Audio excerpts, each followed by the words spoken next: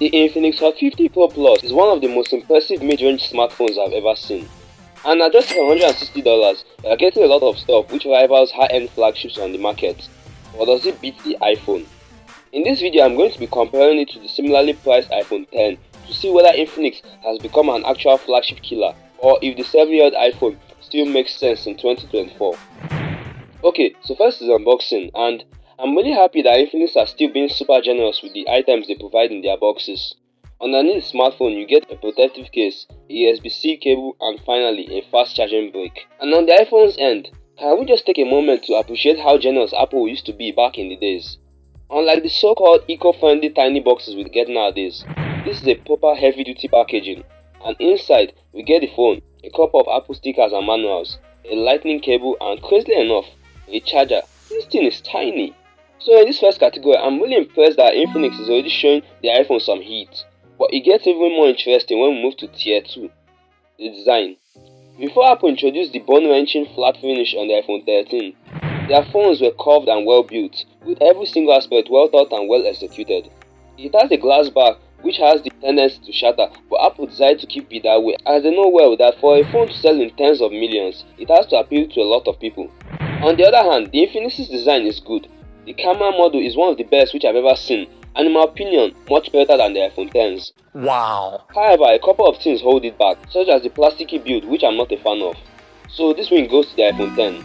In as much as I was excited about that, I'm also curious about how things are on the screens. And right off the bat, the iPhone X screen is still one of the most impressive displays I've ever witnessed. It's a 5.8-inch 1080p panel with HDR10 support and 625 nits of brightness, as well as cunning Gorilla Glass protection.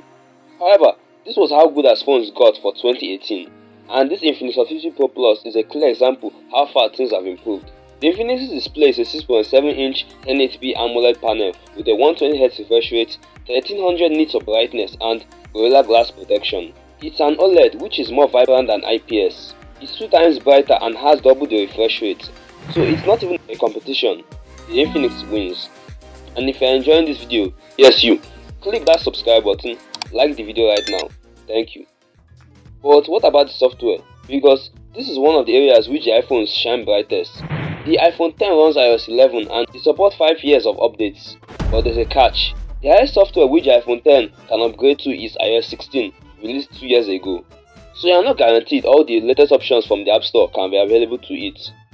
This Infinix Hot 50 Pro Plus makes more sense. It has 1 year of software support, but due to the fact that it's released on Android 14 means that it will still be relevant in 2025, which is the most important thing. So the Infinix wins yet again. The Hot 50 Pro Plus is absolutely smoking the iPhone here.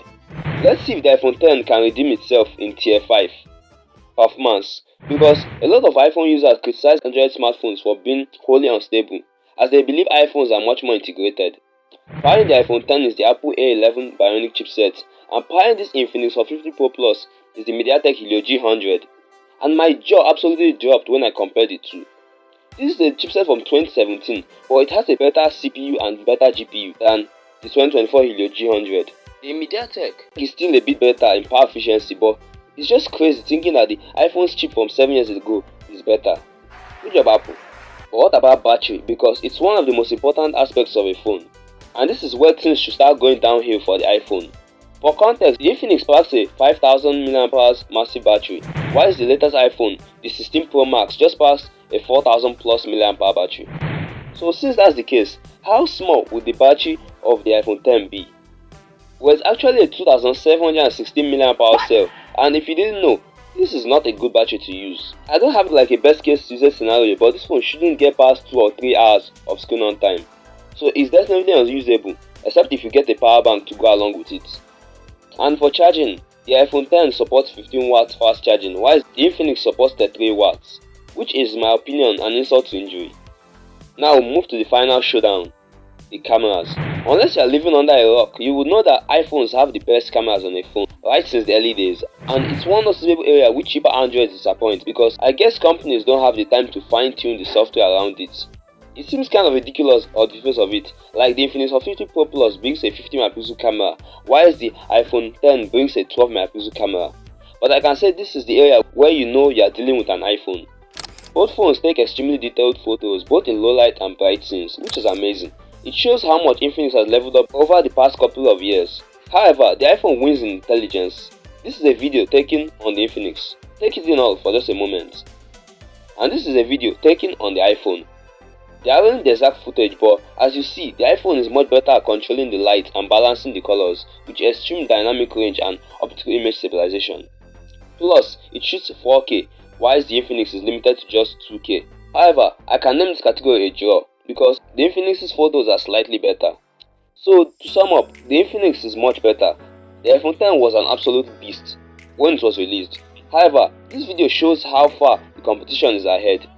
Whoever is watching this video, if you want an iPhone, get a 13 Pro Max and above, and if you feel you still want a $150 to $200 smartphone, there are multiple Android smartphones which make a lot of sense. One of them is Redmi 14C, which costs just $120, and I want you to check it out. Click the card on the screen and I'll tell you all about it.